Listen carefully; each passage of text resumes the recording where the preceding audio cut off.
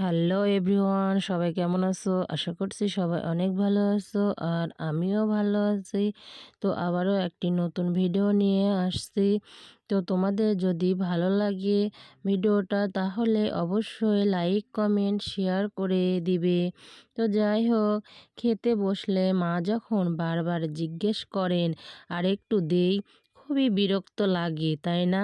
মনে হয় লাগলে তো আমি চেয়েই নিব। বারবার জিজ্ঞেস করার কি আছে?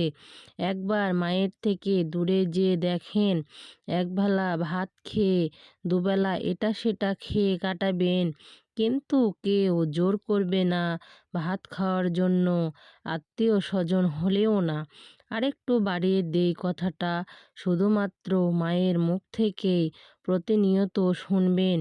অন্য কোথাও শুনলেও সেটা শুধুমাত্র ফর্মালিটিসই।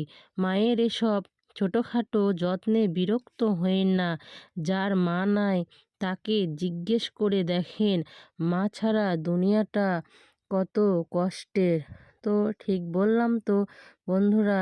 সবাই যদি আমার কথার সঙ্গে একমত হয়ে থাকো তাহলে অবশ্যই পাশে থেকো। সবাই সবাইকে সাপোর্ট করো। ধন্যবাদ সবাইকে। সবাই ভালো থেকো।